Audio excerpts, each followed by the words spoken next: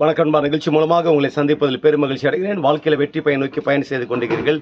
இந்த பயன்கள் நல்ல முறையில் வெற்றி பெற என் அன்பின் வாழ்த்துக்கள். நீங்கள் நல்லா இருப்பீங்க. இப்போ இருக்கிறத விட 1000 மடங்கு அதிகமாகும்படி சேனைகளின் கர்த்தர் தாமே உங்களை ஆசீர்வதித்து உயர்த்துவாராங்க. நல்லா கவனிச்சு பாருங்கள். கடவுளுடைய வார்த்தை சொல்கிறது, நீங்கள் என்னை தெரிந்து கொள்ளவில்லை, நான் தான் உங்களை தெரிந்து கொண்டேன் என்று. நல்லா கவனிச்சு பாருங்கள். இன்றைக்கி ஒரு கம்பெனி இருக்கிறது, ஒரு டிபார்ட்மெண்ட் இருக்கிறது, ஒரு ஃபேக்ட்ரி இருக்குது, ஒரு நிறுவனம் இருக்கிறது. எல்லாமே அவங்களுக்கு பயன்படுவதற்கு செலக்ட் பண்ணும்போது தரம் உயர்ந்ததான் செலக்ட் பண்ணுவாங்க. அது மனுஷனாக இருக்கட்டும், பொருளாக இருக்கட்டும்.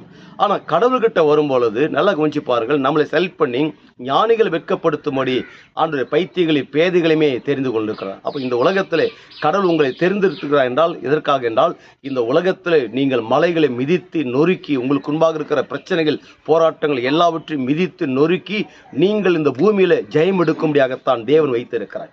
அதில் வாழ்க்கையில் கடந்து போகிற பாதையில் எல்லாமே பிரேக் டவுன் ஆகிருக்கலாம், எல்லாமே நொடிஞ்சு போயிருக்கலாம். வியாபாரங்கள், தொழில்கள், வேலை ஸ்தலங்கள் எல்லாமே கொஞ்சம் பிரேக் டவுன் ஆகாமல் இருக்கலாம், எல்லாமே டல்லாக இருக்கலாம். ஊழியம் முதற்கொண்டு எல்லாமே எதை குறித்து சோர்ந்து போகாதீங்க. ஆண்டவர் உங்களை இந்த உலகத்தில் தெரிந்து கொண்டது இந்த உலகத்தில் பரதேசியாக இருக்கும்படியாக, பணக்கார வர்க்கமாக மாற்றும்படியாகத்தான் கல்வாரி சிலுவையில் இரத்தத்தை சிந்தி மீட்டு எடுத்து அவருடைய ஐஸ்வர்யத்தை கடவுள் உங்கள் மேலே வச்சிருக்கிறார்.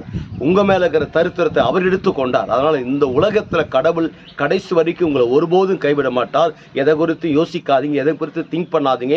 உங்களை ஆண்டவர் செலக்ட் பண்ணி இருக்கிறது இந்த உலகத்திலே உயர்ந்த ஸ்தானத்தில் உங்களை அமர பண்ணும்படியாக. நிச்சயமாக அது நடக்கும். அதுக்குண்டான சாத்தியக்கூர் இன்னைக்கு இல்லாமல் இருக்கலாம், ஆனால் நாளை ஒரு நாள் உண்டு, அது சாத்தியக்கூர் நிறைவேறும்.